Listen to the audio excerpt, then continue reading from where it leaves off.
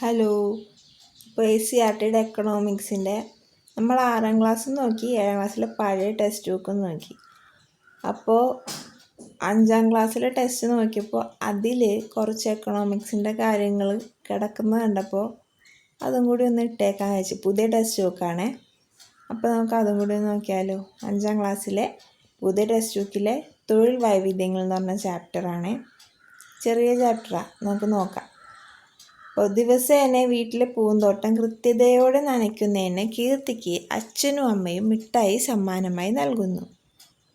വീട്ടിലെ തുണികൾ കൃത്യതയോടെ മടക്കി വെക്കുന്നതിന് തേജസ്സിൻ്റെ അച്ഛനും അമ്മയും കഥാപുസ്തകം സമ്മാനമായി നൽകുന്നു. മുകളിൽ കൊടുത്തിരിക്കുന്ന ചിത്രങ്ങളിൽ നിന്നും നമുക്ക് എന്ത് മനസ്സിലാക്കാം? ചെയ്ത ജോലിക്ക് കൂലിയായിട്ട് അല്ലെങ്കിൽ അതിനെ നൽകാൻ വേണ്ടിയിട്ട്, പ്രോത്സാഹിപ്പിക്കാൻ വേണ്ടിയിട്ട് അവരെന്തൊക്കെയോ കാര്യങ്ങൾ കൊടുത്തു. ഒരാൾക്ക് മിഠായി, ഒരാൾക്ക് ബുക്കൊക്കെ കൊടുത്തു. അപ്പോൾ ഇനി അടുത്തത് വരുമാനം എന്താണെന്ന് നോക്കാം. നമ്മൾ ചെയ്യുന്ന ചില പ്രവർത്തനങ്ങൾക്ക് സമ്മാനവും ചിലതിന് പ്രതിഫലവും ലഭിക്കുന്നു. അധ്യാപനം, കച്ചവടം, ആതുര സേവനം തുടങ്ങിയ പ്രവർത്തനങ്ങളിലൂടെ വ്യക്തികൾക്ക് പ്രതിഫലമായി പണം ലഭിക്കുന്നു. വിവിധ സാമ്പത്തിക പ്രവർത്തനങ്ങളിൽ ഏർപ്പെട്ടതിൻ്റെ ഭാഗമായിട്ട് ഒരു വ്യക്തിക്ക് നിശ്ചിത കാലയളവിൽ ലഭിക്കുന്ന പണമാണ് വരുമാനം എന്ന് പറയുന്നത്. ഇങ്ങനെ പണം പ്രതിഫലമായി ലഭിക്കുന്ന മറ്റ് പ്രവർത്തനങ്ങൾ ഏതൊക്കെയാണ്? ഇപ്പോൾ അധ്യാപനം കൂടാതെ തന്നെ നമ്മളെന്തൊക്കെ പറയാം, എൻജിനീയറിങ്ങും അങ്ങനത്തെ കാര്യങ്ങളൊക്കെ ഇല്ലേ, കുറച്ച് നിശ്ചിത കാലയളവിൽ ചെയ്യുന്ന പ്രവർത്തനങ്ങൾക്ക് കിട്ടുന്ന വരുമാനം. ഇനി ഇതിൽ NV കൃഷ്ണവാര്യരുടെ ഒരു കവിതയിൽ കൊടുത്തിട്ടുണ്ട്. ചിലപ്പോൾ സാഹിത്യത്തിലൊക്കെ ചോദിക്കാം, അതുകൊണ്ട് മാത്രം ഞാനൊന്ന് നോക്കുകയാണ്. പഠിപ്പ് തീർന്നാൽ പള്ളിക്കൂടം വിട്ടു കഴിഞ്ഞെന്നാൽ പറയുക പിന്നീടെന്തൊരു പണിക്ക് പോകും നീ. അപ്പോൾ കൃഷിക്ക് പോകും ഞാൻ, കൃഷിക്ക് നമ്മുടെ പിതാക്കൾ ചെയ്തൊരു തൊഴിൽക്കു പോകും ഞാൻ, പണം മുടക്കിയ കോടിക്കണക്കിന് കച്ചവടത്തിനായി തുനിഞ്ഞിടും ഞാൻ, തൊഴിലിതിൽ നല്ലത് ഉണ്ടാമോ? നാട്ടിൽ അശിക്ഷിതരായലയുന്ന ശിശുക്കളെയെല്ലാം ഞാൻ കൂട്ടി മികച്ചൊരു വിദ്യാലയം ആരംഭിച്ചിടും. പഠിപ്പ് തീർന്ന പട്ടാളത്തിൽ പോയി ചേരും ഞാൻ, പടനായക യബ്ദഭാരത രാജ്യം പരിപാലിക്കും ഞാൻ. വെറുതെ വായിച്ചതാണേ.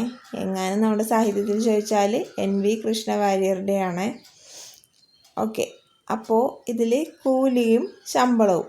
കരാപ്രകാരം സേവനങ്ങൾ നിർവഹിച്ചതിന് തൊഴിലുടമ തൊഴിലാളിക്ക് നൽകുന്ന പ്രതിഫലമാണ് കൂലി. മണിക്കൂറുകളുടെയോ ദിവസത്തിൻ്റെയോ അടിസ്ഥാനത്തിലാണ് കൂലി നിശ്ചയിക്കപ്പെട്ട് നൽകുന്നത്. എന്നാൽ പ്രതിമാസ അടിസ്ഥാനത്തിലാണ് ജീവനക്കാർ നിശ്ചയിക്കുന്ന ജോലിക്ക് തൊഴിലുടമ നൽകുന്ന ആ ഒരു പ്രതിഫലത്തിന് നമ്മൾ ശമ്പളം എന്ന് പറയും. മണിക്കൂറുകൾക്കാണെങ്കിൽ കൂലി, ഒരു മാസാടിസ്ഥാനത്തിലാണെങ്കിൽ ശമ്പളം. ഇനി വരുമാന സ്രോതസ്സുകളാണ്. നമുക്ക് ചുറ്റുമുള്ള ആളുകൾ വരുമാനം തേടുന്നത് വിവിധ തരം തൊഴിലുകളിലൂടെയാണ്. കൃഷി, ബിസിനസ്, ബാങ്ക് നിക്ഷേപങ്ങൾ, ആസ്തികൾ എന്നിവയിൽ നിന്നും വരുമാനം ലഭിക്കുന്നുണ്ട്. ഇത്തരം വരുമാനം ലഭിക്കുന്ന അധ്വാനമോ വസ്തുവകകളോ ആണ് വരുമാന സ്രോതസ്സുകൾ എന്ന് പറയുന്നത്.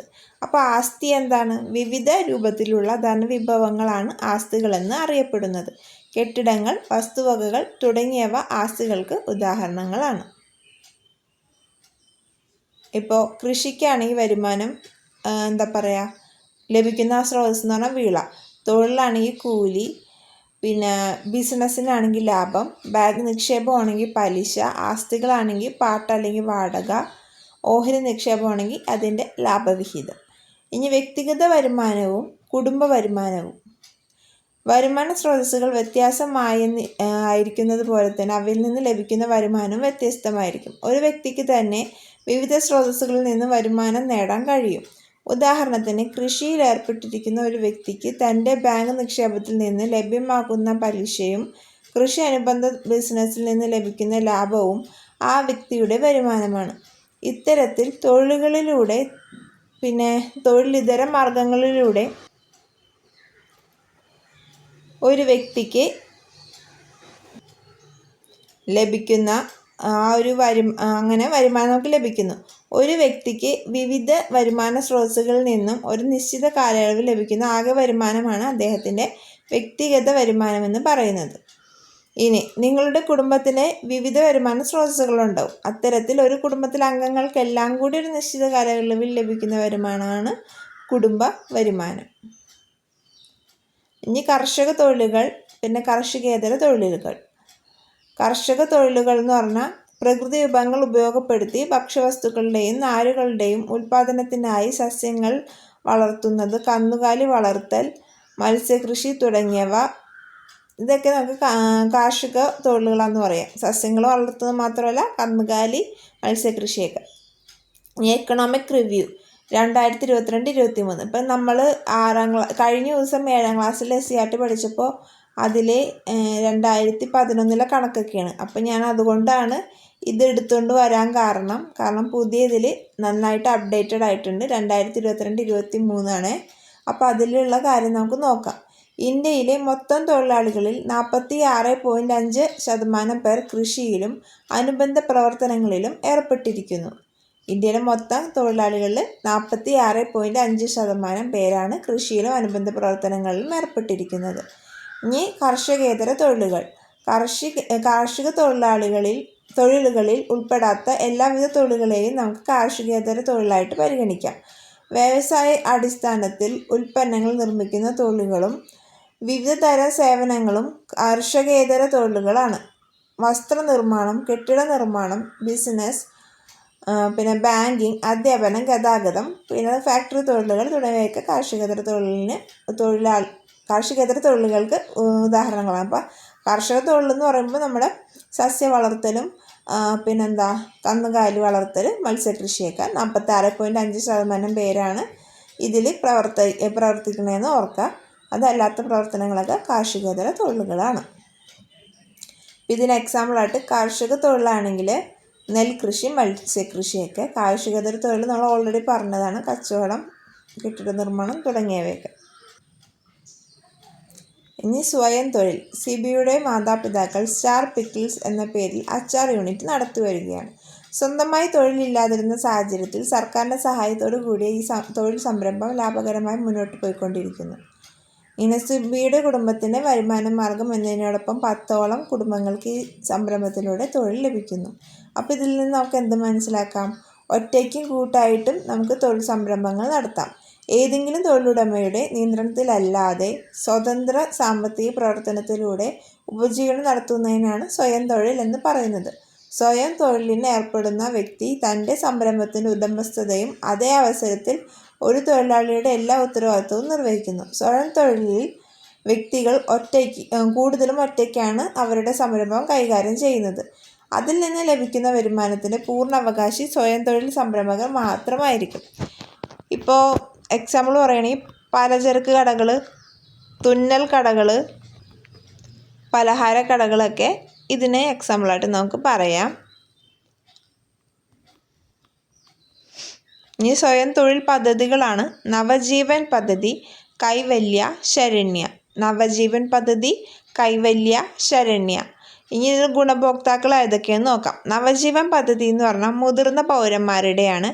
കൈവല്യ ഭിന്നശേഷിക്കാരുടെയാണ്. ശരണ്യ വനിതകളുടെയാണ്. ആ പേര് വായിക്കുമ്പോൾ നമുക്ക് അതിൽ നിന്നൊന്ന് ചിന്തിച്ചാൽ ചിലപ്പോൾ കിട്ടും. നവജീവൻ അതായത് ഓൾറെഡി ജോലി ചെയ്ത് കഴിഞ്ഞിട്ട് പെൻഷനായിട്ട് ഒക്കെ ഇരിക്കുന്ന ആൾക്കാർക്ക് ഒരു എനർജറ്റിക് ആവാൻ വേണ്ടിയിട്ട് അങ്ങനെയൊക്കെ വിചാരിച്ചാൽ നവജീവൻ അങ്ങനെ ഓർക്കാം. പിന്നെ ശരണ്യ ഒരു പെണ്ണിൻ്റെ പേര്, ഇപ്പോൾ വനിത, അങ്ങനെയൊക്കെ ഓർക്കാവേ. പിന്നെ രണ്ടൊന്ന് എക്സാമ്പിളിൽ കൊടുത്തിട്ടുണ്ട് മാതൃകകൾ. ചായപ്പിൽ തുടങ്ങിയ പലഹാര നിർമ്മാണം. മലപ്പുറം ജില്ലയിലെ കർഷക കുടുംബത്തിൽ ജനിച്ച അനു സ്വന്തം വീട്ടിൽ നിന്നാണ് സ്വയം തൊഴിൽ സംരംഭം ആരംഭിച്ചത്. വീട്ടിൽ ചായപ്പിൽ ആവശ്യമായ സൗകര്യങ്ങൾ ഒരുക്കി സാധാരണ പലഹാര ഇനങ്ങൾ ഉണ്ടാക്കി വിൽക്കുകയായിരുന്നു. ക്രമേണ ആവശ്യക്കാർ കൂടി വന്നു. ഇന്ന് 60ഓളം ഇനം പലഹാരം നിർമ്മിച്ച് വിൽക്കുന്നു. വർഷത്തിൽ 11 കോടിയോളം രൂപയുടെ കച്ചവടമാണ് നടക്കുന്നത്. ഇനി അടുത്തത് പെയിൻറ്റിങ് ഹോബിയെ ബിസിനസ് തലത്തിലേക്ക് കൊണ്ടുവന്ന് വിജയം കൊയ്ത സംരംഭകയാണ് സജിത. ഫാബ്രിക് പെയിൻറ്റിംഗ് ആണ് ബിസിനസ്. സാരികൾ, ഷർട്ടുകൾ, ചുരിദാറുകൾ, കുട്ടികളുടെ വസ്ത്രങ്ങൾ എന്നിവയിൽ മനോഹരമായ പെയിൻറ്റിങ് ചെയ്യുന്നു. പിന്നെ ഫാബ്രിക് പെയിൻറ്റിനെ ഒരു ഹോബി എന്ന നിലയിൽ നിന്നും ബിസിനസ്സാക്കി വിജയിപ്പിച്ച് പ്രതിമാസം 50,000 രൂപ സമ്പാദിക്കുന്നു. അധ്വാനിക്കാനുള്ള മനസ്സും ആത്മവിശ്വാസവും ഉണ്ടെങ്കിൽ വിവിധ തൊഴിലുകൾ ചെയ്ത് ജീവിത വിജയം കൈവരിക്കാം എന്നൊക്കെയാണ് ഈ ചാപ്റ്റർ പറയുന്നത്. അപ്പോൾ ഇത്രയുള്ള ചാപ്റ്റർ. Thank you.